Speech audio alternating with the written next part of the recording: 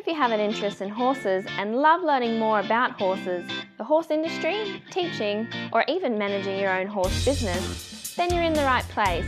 We would love you to join us on our mission, which is to improve the lives of horses around the world through the education of riders, handlers, and trainers. So get comfortable, listen in, and enjoy. This has been another episode sponsored by Online Horse College. If you haven't had a look at the wide variety of equine-specific accredited courses, then go to onlinehorsecollege.com and I'll see you over there. Today's guest is Diana Waters. If you think the name's familiar, it is probably. Diana's here for a third time. She's becoming a regular guest. She was here on 016 when we found out a bit more about Diana, and she came back to talk about the biomechanical approach to riding, and that was number 153. And today Diana's going to talk to us about 10 points and to talk to us about what a good group lesson would look like. She's got 10 tips for teaching a group lesson. How are you today, Diana? I'm great, thanks. How are you, Glenys? Yeah, wonderful now. Yeah. Diana, just tell us a little bit about the advantages of group lessons because, people like private lessons, but there's got to be advantages for group lessons too because it happens quite a lot, and maybe a couple of different scenarios where people would have group lessons. Yeah, okay. There's lots of situations where as a riding instructor you might have to teach group lessons. You could be asked to teach at Pony Club. You could be asked to teach at a riding school or at a clinic or a training day. You might be invited along without necessarily knowing even what size of group you're going to have or what types of riders. But group lessons are a really good way to put riders' skills into practice in a more sort of challenging and fun environment. You've got to navigate around other horses. You have to adjust your rhythm and tempo to match the speed of other people, all this while trying to work on yourself as a rider in a group lesson. So the instructor's got a really important job, which is quite difficult as well. But you can see whether it's a good group lesson because the instructor will seem calm and in charge. Mm-hmm. And the horses will seem to all be moving around each other in a way that flows. Everybody seems to know what they're doing. And it can actually be quite nice to watch. Okay. Yeah, so I think that would be a good summary of that. All right. Well, if we can talk about now what a good group lesson would look like. You've sort of talked about the overview.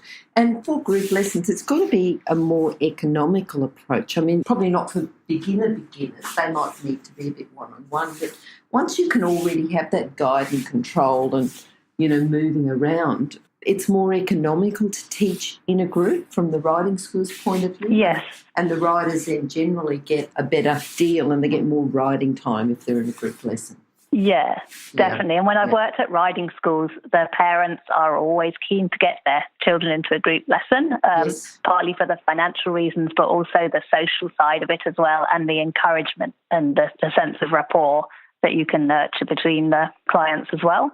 It's good for the parents too because they can get a social side, because they meet the parents of all the other kids. Yeah, that's right. Yeah. All right, now what's the first point that we're going to talk about today? So number one is remembering students' names. Mm-hmm. This is really important because you might need, it's important for lots of reasons, but particularly for safety. Yes. You may need to tell somebody quickly to do something. And if you don't know their names, that's going to make a big delay. So if you're teaching regularly at a riding school, it's easier because you just make a note of who's riding which pony. If you forget the student's name, you could even use the pony's name, but it's better if you can remember the student's name. If you're teaching a one-off lesson, so if I'm teaching at Pony Club, I'll actually carry a notebook and I'll make a quick note of everybody's names with a unique point, like small grey pony or red shirt or something like that, so that if I forget, I can quickly look down and check what everybody's name is. Yeah. Okay, now I'm just thinking about the names, and it probably doesn't look as neat and tidy, but if you just have them, I've had it myself, you just have a felt pen and you put them on the inside of your arm that you can sort of just glance down at the inside of your arm rather than pulling out your notebook. It's just something else to look at. Yeah, that's right. Yeah. Anything that works is good. Pull it Yeah. out. Yeah. Yeah, I do actually. I quite like to have a notebook with me anyway. I always have my drink bottle, which I'm carrying anyway, but I quite like to have a notebook because I'll often make a quick note after the lesson as well in case I'm going to be teaching those people again, so that I can remember any points that really stood out that it would be important to know for next time. Just thinking about technology in the 21st century, it's also a good thing to just put those on your phone. But if you start making notes on your phone, people think that you're doing text messages in the middle of a lesson or something, don't they? Yeah, that's actually a really important point. I didn't actually have this as one of my points, but I do agree with that. I think you've got to be really careful, even if you're taking photos of people riding that they've asked you to do or making notes. You've got to be careful that you're not giving that image that you're, playing around on your phone when you're supposed to be teaching a lesson. For sure. And certainly should not be taking any phone calls or anything like that, because those people are paid for your time and they deserve your undivided attention. So, it's good to make use of technology, but if you are doing that, it's important to tell people that that's all you're doing. All right, what's the next one? We've got safety and welfare. Can you tell us about that next one? Yeah, safety and welfare. So as a coach or instructor, you've got responsibilities. Your main responsibilities are to offer a great learning experience, but also to keep everybody safe and to make sure that the horses are comfortable and happy and well treated. Okay. So at the start of a lesson, I'll always check for the safety of gear and the fit. I quite often loosen throat lashes and nose bands because people, especially with throat lashes, people seem to go around with their throat lashes very tight. And I think that the horse's comfort is as important as safety. As far as the horse's welfare goes, it's really important to remember that as a coach, you are the communicator between the horse and rider. This might be the only opportunity that this horse gets to have his rider told that he is lame or uncomfortable, or that the saddle doesn't fit, or that the rider is treating him too roughly. So I think it's really important that the instructor has the skill to deal with any of these scenarios tactfully, but in a way that makes an impact. If you just go in and say to somebody, oh, your horse is lame in front of everybody, they're not going to want to listen to you. They're not going to make any changes. But if you go up and talk to them quietly and say, look, it looks to me as if your horse is stepping a little bit short on his right hind. Were you aware of this? And have a quiet chat with them, they're more likely to listen and take it on board. But even though it can be tempting to just gloss over those things and get on with your lesson, you really do have a responsibility to the horse to find a way to communicate that to the rider. If the horse's saddle does not fit, for example, it's pressing on the spine, then you've got to refuse to teach that lesson until something's been fixed, even if you find a riser or something that makes it more comfortable. Whereas if it's a minor issue, the saddle's slightly too narrow, but it's not causing major discomfort, you tell the rider about it, but you might be able to carry on with the lesson. But it is really important to figure out whether the problem's serious enough that you need to put a stop to it, or whether you can sort of patch things up to continue with the lesson. Yes. But it is really important because you may, for example, at Pony Club, this may be the only chance that horse gets for a professional to have a look and to tell the rider that something is wrong. Yeah. The other thing with the safety is your positioning. In a group lesson, you've got people moving around you. You might have people going behind you. Not everybody is careful about steering their horse. Some people will allow their horse to go right into your personal space. You need to be very aware of where you're positioning yourself. You need to be able to see everybody, but you also need to be able to get a close look at what you're supposed to be teaching. So, for example, if you're teaching a leg yield, I would usually, if I can, I'd step outside the arena onto the 3/4 line. That way nobody moves behind me, but I can see everybody and I can look up the 3/4 line and see whether the horse and the rider are straight. Yeah. So that's another aspect of safety as well. I think you could probably come back and give us 10 tips on safety in teaching a group lesson. It's a big thing, isn't it? Yeah. It is. It's things you learn through. It's not always necessarily covered in this much detail in a riding instructor course. It's things that you figure out, and there's probably more of them that I've forgotten, but it's things that you learn through experience. I suppose the important thing is to have your eyes open and to be constantly thinking about, is this situation safe? Yes.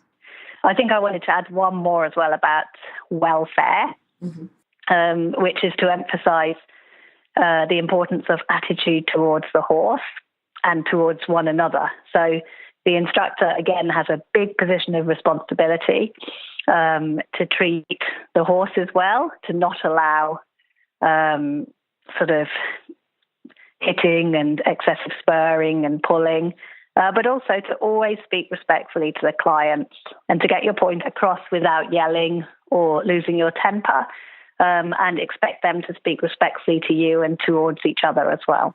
Okay. No, that's good. Well, we were going to say be thoughtful about language, so yeah. Yeah, so that kind of flows in quite nicely to number 3, doesn't it? Yeah, Which is be thoughtful about language. Yeah. So I'll give you some examples, actually. You've got to be really careful. If you say he's being naughty, your horse is being naughty, or let him know who's boss, that type of language is actually encouraging the rider to blame the horse or to try and overpower him, which leads to a little bit of a difference in the way they treat the horse. And it can lead to rough treatment and even violence. So I would, instead of saying he's being naughty, I would say you need to be clear about what you expect. So we put the onus back on the rider. Yes, the horse might be being naughty, but that sort of language is not really helpful for this situation. You're trying to teach the rider what they can do about it. And what they can do is be clearer about what you expect. And instead of saying, let him know who's boss, you can say something like, you need to make the decision before he does. So again, that's putting the responsibility onto the rider to do the right thing rather than putting the blame onto the horse. And also use questioning, because we want students to learn to be problem solver and also to be empathetic to the horse. Even from a young age, you can do that. So you encourage them, I wonder why he did that. I wonder why he stopped.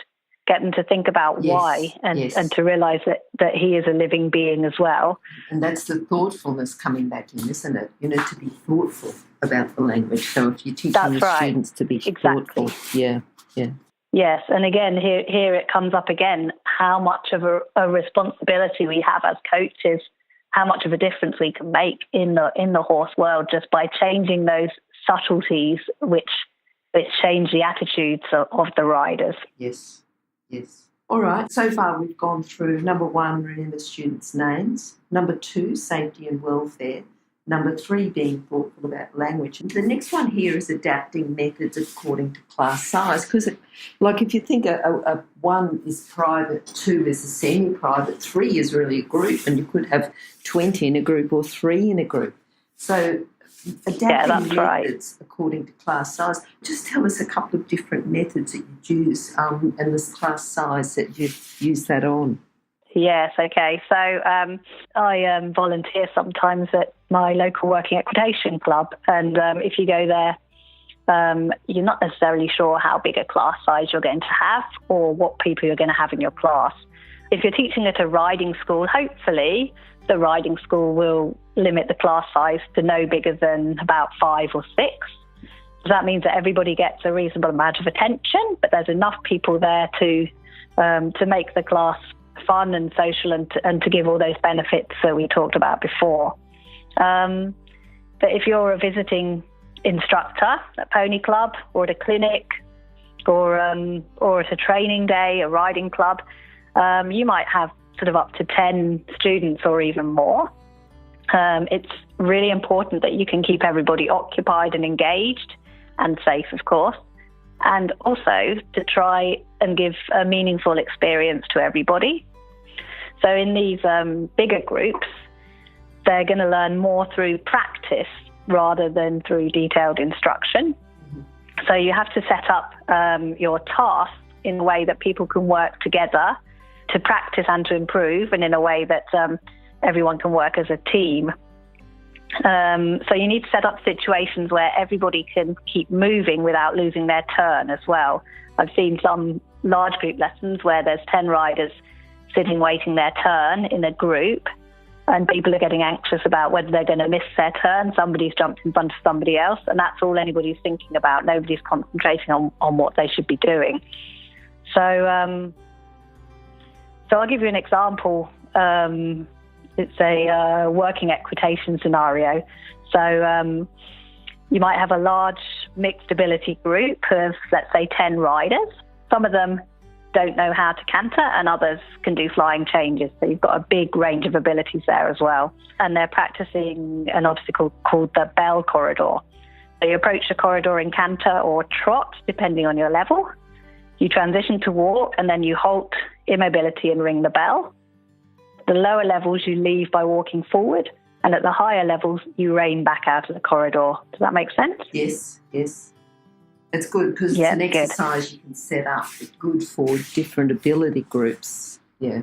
You could actually set that one up with poles, with 2 poles on the ground making a corridor and without a bell. So you don't have to do that in having the specific obstacles. But in this example, we'll be in a big showground or a big pony club ground, so we've got plenty of space, which you would need for a group of 10. So to begin with, every rider would ride the obstacle. You'd start with the most advanced riders, and all the other riders are watching, and they're asked to come up with one good point and one aspect that needs working on. So even though to begin with everybody's standing still, they're learning from watching the more advanced riders first, and everybody's thinking about whether the exercise has been performed well or not. So you do that once through. Things that need working on, there's all sorts of things. It could be the quality of the approach, like the rhythm, the frame, the straightness. It could be the transition, which is trot to walk for some, or canter to walk for others. It could be the quality of the walk-halt transition. It could be the immobility. It could be the rein back. So each rider has ridden, and the watching riders have identified something that's good and something that needs to work on. When that's done, all of the riders go off and work by themselves away from the obstacle. And the rider and the instructor is standing and doing a quick check to make sure, especially the lower levels, know what they're doing and have something they can work on independently. And then the riders ride the obstacle again in the same order, while the rest of the ride continue working on their chosen thing. The instructor watches the rider at the obstacle and gives feedback and pointers so they can go away and work again. And the instructor then calls the next rider when it's their turn. And quite a good way of doing this is you give each rider a number as you're going through the first time, which they remember, and then you just call out the number when it's the next person's turn. So that lets everybody carry on riding right up until their turn, and everybody gets an equal number of turns. And the instructor's also keeping an eye out for safety, and if anyone's having any difficulty while they're working independently, so that they can intervene if needed. Yep. And then at the end, everybody comes together and we watch everybody ride the obstacle again, and we see whether they've improved or in which areas they've improved. So everybody also learned from each other's experience as well. So I just thought I'd take you through that kind of fairly detailed scenario, because I think it's good to have an actual example of the things you can think about and the way you can set up an exercise, which is a fairly simple exercise, but can be worked on in lots of different ways. Wait, can you hear anything? No? That's because we're waiting for someone with a good quality horse product to be advertised here. If that's you, then contact us, horsechats@horsechats.com, and we'll send you the details. Thanks. Now, the next point you've got is having different goals for casual versus regular. And that's really down to what the riders want to get out of it. Or is there something else that you'd like to talk about? Like the casual rider who just comes in every now and then, whereas I suppose a regular is if they have a lesson with you every week. Yes, well, in a group lesson, it's a bit different from a private lesson, because in a private lesson you have time at the start when you talk to the rider about what they want to get out of the session. If we spend too long doing this in a group lesson, it takes up too much of the time, and also you probably aren't going to be able to cater to exactly what everyone wants to do. In the case of goal setting, I think it's generally more down to the instructor to try and think about what goals they want to set. And when I'm talking about casual versus regular, I'm really talking mostly about whether you have a regular group that you teach every week in a riding school, or a group that you are teaching, which may be the only time you teach them, for example, at a pony club rally. Your aim for both situations is to achieve a positive change in just a single session, or to achieve as much as you can. So if you're teaching a casual lesson, you just have that one session, which means you need to look at what you've got, or you need to look at what your priority is. So, for example, if you have a pony club group and they've all got faults with their position, they're also, some of them are riding unsafely, some of them are charging around and cantering close to somebody else's horse who is nervous and things like that. In that situation, I'd look at the priority, which would be getting everybody safe, and bear in mind that they are going to carry on trotting, cantering and stuff after you've left. So you need to look at what they're already doing and how you can make that safe. So you teach them a little bit about horse psychology, about why that might not be safe, and you teach them how they can canter safely away from somebody else, things like that. But if I had the same group at a riding school that I was going to be taking on, and they've got the same problems, they've got the positional faults and the cantering round and unsafe riding, with that group at a riding school, I'd actually take them back a few steps, because I know I can have them for quite a long time, so I can set up the basics and work from there. So I'd take them back to walk and I'd work on their positions first. I wouldn't let them trot canter until we've established those positions. And then as we introduce the trot and the canter, we introduce the safety that goes with that. So really it's about, with a regular lesson, you can take things more slowly and have more of a long-term plan for how to improve, which will give better results in the long term. But for a lesson you're teaching once, you have to look and see what do these people most need now, and how can I produce that within one session. Yeah. So you're really looking at the long term and short term, but the main thing is the positive change that you're going to get within the session. Yeah, that's right. Yeah. So with a casual session, it would be, what change can I produce in an hour? With a regular session, it's what change can I produce over the next 6 months, which may not be so dramatic within this first session. Yeah. Okay. Diana, the next one you've got, point number 6, is getting the balance, planning versus adaptability. We always talk about our lesson plans, but talk about the adaptability again and when that would happen. Yes. So your plan needs to include your goals for the session and for the long terms, which will just vary sort of depending on who you're teaching. But running within that, my personal goals are always the same. So you've got my personal goals, but also the goals of the riders. And my personal goals are to provide an enjoyable experience for the horse and rider, and to give them something they can take away which will improve something, the horse's way of going, the rider's skills or confidence, anything like that. So when you're doing your plan, I wouldn't necessarily have a specific plan for what I want to do, especially if it's going to be a lesson, because you have to go and look at what you've got. So for those types of lessons, I've got lots of ideas for things that I know work, which I've done before. So I've got a few different options. I might have a rough idea of what I might do, but I won't decide on that until I've seen what riders I've got and what their needs are. If it's more of a long-term thing, if I'm teaching regularly at a riding school, I make notes at the end of each lesson. Or after each lesson, I'll make notes on what we worked on, what we need to work on, and special notes, for example, Sarah needs to ride a more forward-going horse next week, things like that, so that I can continue, especially when I've been teaching sort of 8 lessons a day, 5 days a week. You need to remember what's done with each group so that you can continue with that and progress them on rather than go over the same things. Yeah. So your plan needs to be informed by your evaluation of the previous lesson.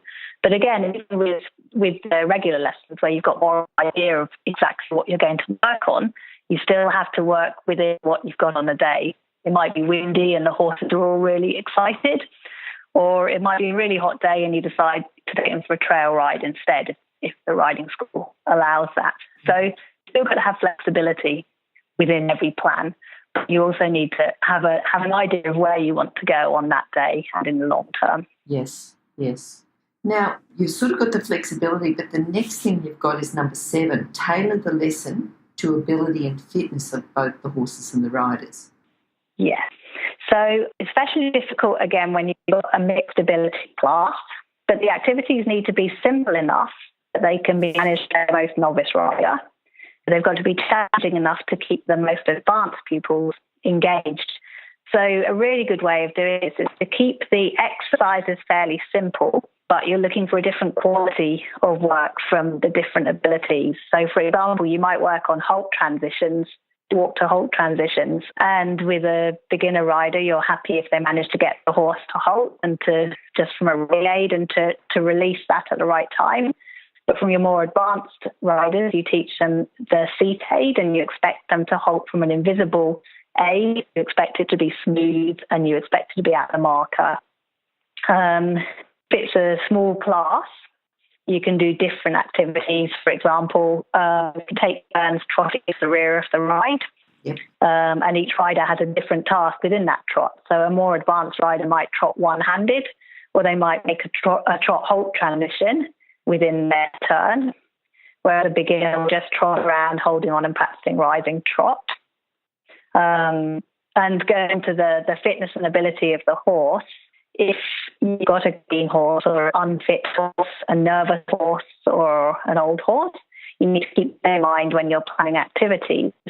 So you need to monitor the tiredness and the stress levels of the horses, and you need to adapt. So there's that adaptability coming up again. Yep. Lots of meaningful things you can do in a walk if you have a hot day or tired horses or unfit horses, or even if you've got a horse which is a bit lame in the trot and there's no way of doing that. You can go to walk work and you teach a lot of things. You can start to teach even novice riders. You can start to teach them lateral work. You can teach people to feel the footfalls and count out footfalls to make their rhythm really consistent. A lot of people struggle with that. They can feel the front 2 legs, but they can't feel the back 2.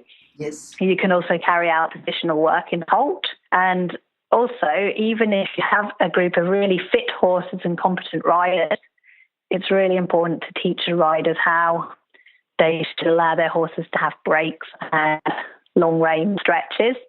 I've worked at a few trail riding centres as well in my time, and sometimes people who have learned to ride in riding schools don't actually know how to ride on a long rein, and they're very frightened of doing that. So like that, it's quite important that you don't overlook them, and you can use them to your advantage if you've got horses which need a little more of a break.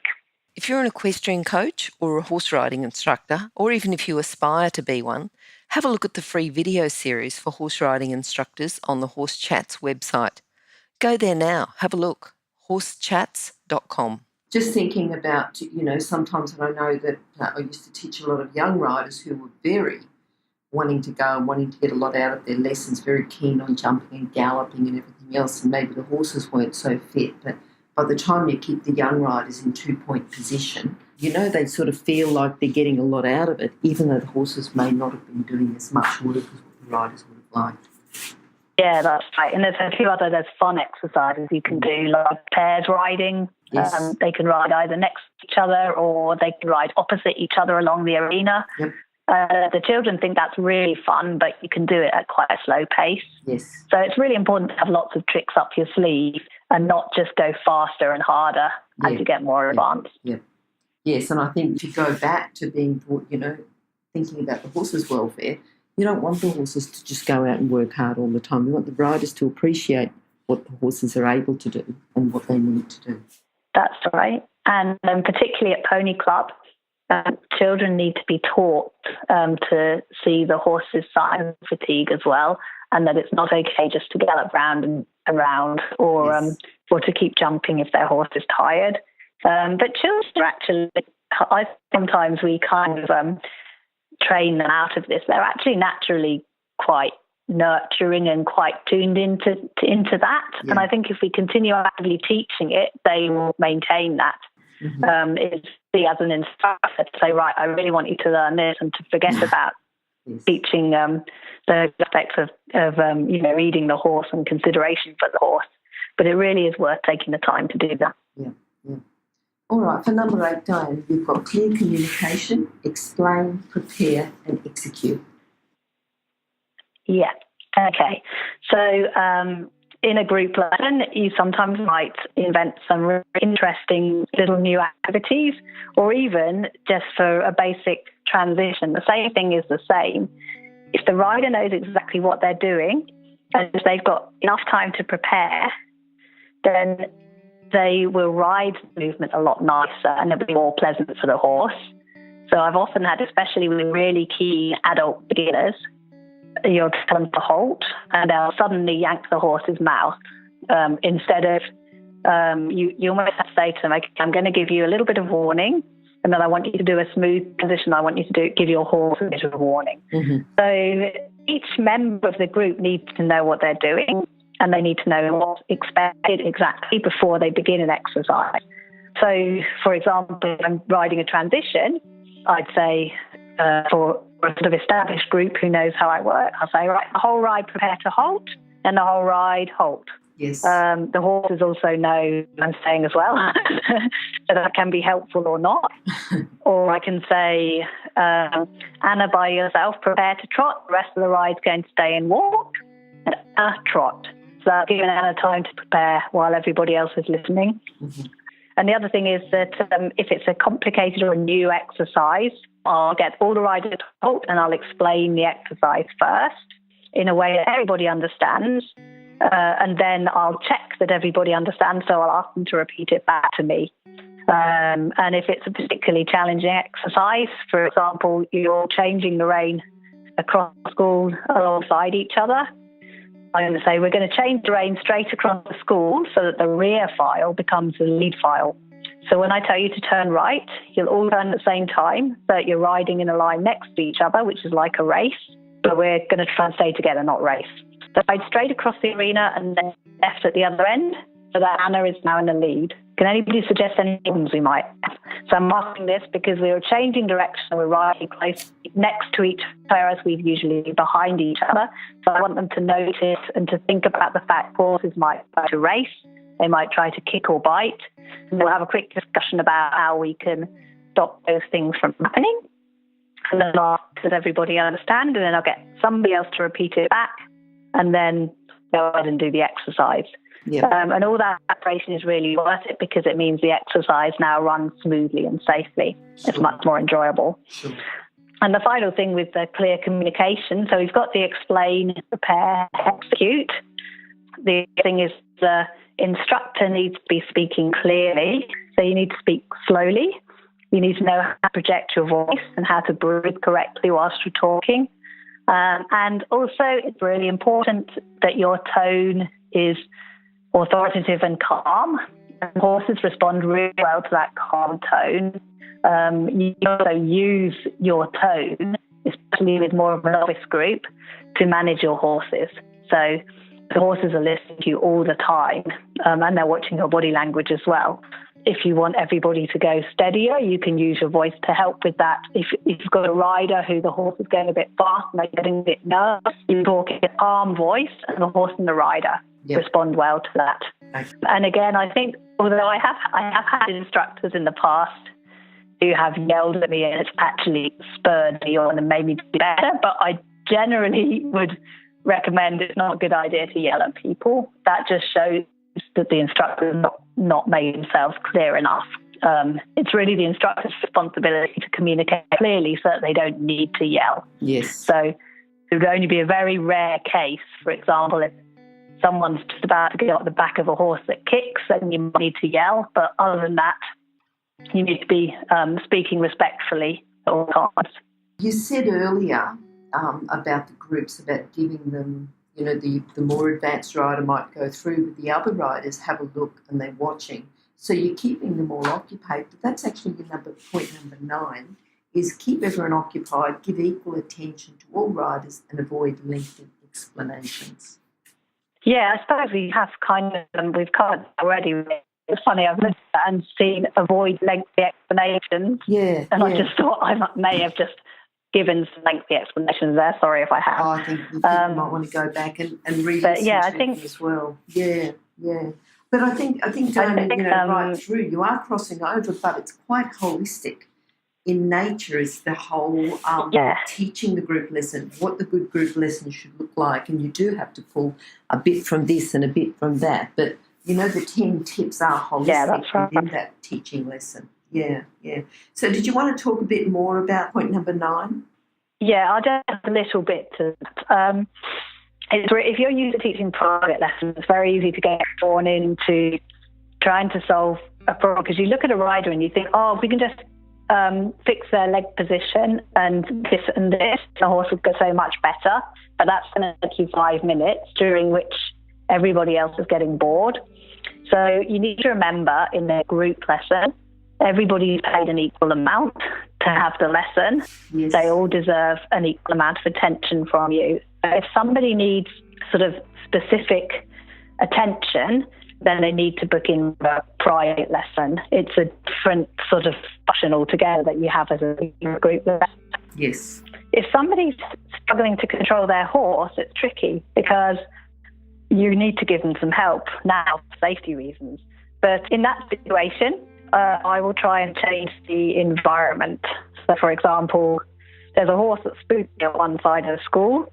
I'll split the class into 2 20-metre circles, and I'll put the spooky horse at the non-spooky end of the school. If there's a horse running off or canter, I'll bring the whole class back to walk, and we'll all work on our halt transitions. And then we introduce trot again. We'll do it in a different way. So we'll use walk, trot, walk transitions or something like that. So this is another case, again, it's coming up against ability. You need to adapt the situation and the lesson plan in a way that means you don't have to spend a lot of time trying to fix somebody's problem, which is affecting the class. Yes. And you don't want to have to keep stopping and starting is the other thing. So I've covered that in the other explanations, I think. Find activities where you can give one simple explanation at the start, and then everyone can work on it, so that for the majority of the lesson, everybody's moving around. And I think that kind of takes us on to point 10 as well, doesn't it? Which is learning through practice and writing simple exercises well. Yeah. Yeah. So in a private lesson, as you said before, you discuss, you explain, and you show as much as the rider needs. It's a very two-way thing. You ask them how that felt. You make small adjustments until they get the feel of it. You cater the whole class to their needs. So if somebody's a nervous rider, they've got a tricky horse, they really want to progress their learning quickly and learn a new skill they've been struggling with, then a private lesson is really good for them. Yes. In a group lesson, you don't have time for this type of teaching. It's more a case of doing and practicing. So you need to pick tasks that you can already do, or you need to introduce something that they'll be able to manage easily. So you can give a simple exercise that has an interesting or a challenging twist. So, for example, you can do walk transitions at the 20-metre circle.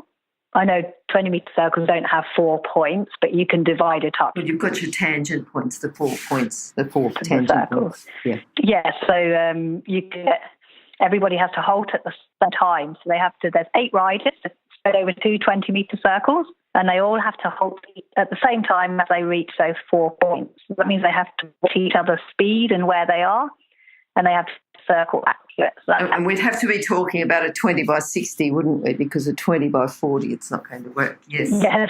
Well, you can do it. I've done it in a by 40 as well. That's even harder. You've got to make your circle a little smaller. Yeah. Yes. So it's actually very difficult for the rider, but it's using techniques they can already do, which is riding an accurate circle and halting and monitoring their rhythm and tempo. Yep. So you're not asking them to do something new. You're asking them to practice and improve on what they can already do. And if you've got 4 riders, you can do that same exercise over 2 cycles in trot with a halt transition at C or A and X, for example. And the other situation is that you're introducing a new activity. So, for example, if you have students who are training for their instructor certificate and they always ride in a group lesson, which happens quite a lot in the UK, you'll have working pupils who always ride in the group lessons, but they need to progress their skills. If you're teaching them leg yield for the first time, first you need to make sure that they have all the prerequisites for that, and they will be able to do it. And then you set it up. You get somebody to do a demonstration where you'll walk with them and show them how to do it. And then you would get everybody to do it down one quarter line when you're watching. And then they can practice down the next quarter line when not watching. So they get plenty of chance to practice, and it's sort of progressing on, but without having to be constantly there all the time. Yes. Yeah. No, that's good. I think, just going back, I think what you've talked about has been quite holistic, but I'm just going to go through again and talk about the 10 points. The first one was to remember the students' names, and you talked a couple of different techniques to remember the names.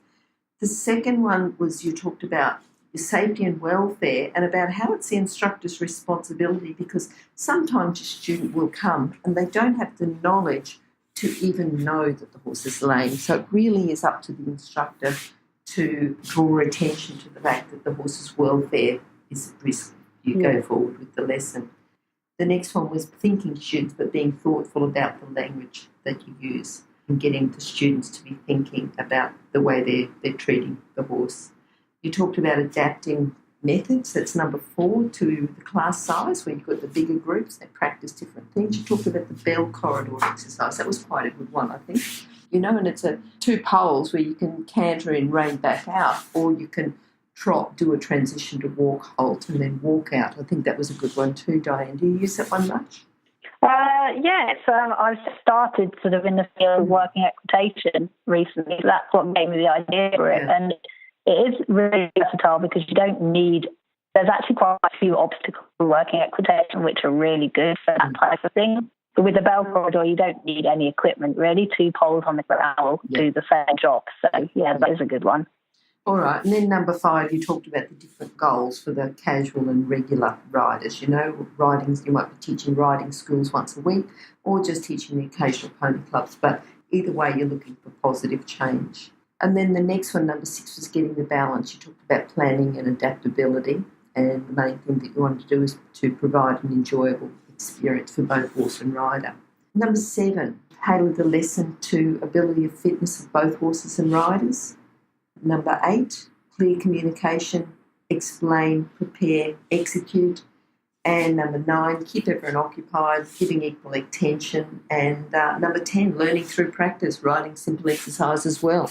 I think there were quite a few good points, and I think people that are going to go on, Diana, and teach group lessons, that they're quite good points. If they're going to work in a riding school, even people who are working in a riding school who would like to expand their knowledge and just get a bit of your experience and put it into their experience. I think it's been a good talk today about the I hope that people are sort of less intimidated by the idea of teaching lessons and realise that there are ways to manage it. It's more challenging. It is a really good skill to have, and it's a really good thing for people to do. So I hope that will give people some ideas of how to go about that if they're going to teach a group lesson for the first time. Yes, for sure.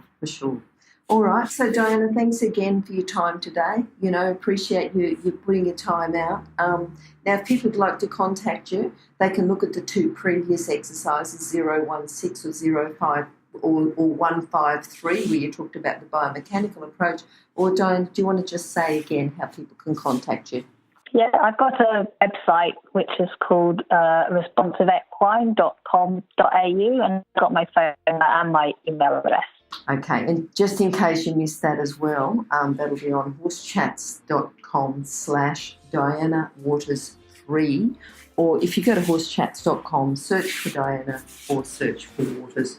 Thanks very much, Diana. Great talking to you, and hopefully we'll catch up with you again sometime soon. Yeah, thanks, Glenys. Bye-bye. Now, if you're still there, you probably know that I'm absolutely passionate about education within the horse industry. That's why I host this podcast. My other venture is Online Horse College. Have a look now at onlinehorsecollege.com and I'll see you over there. Remember that our comments and instructions are general in nature and do not take into consideration your individual horses or your individual ability and circumstances. If you enjoyed this podcast, then please leave your comment below.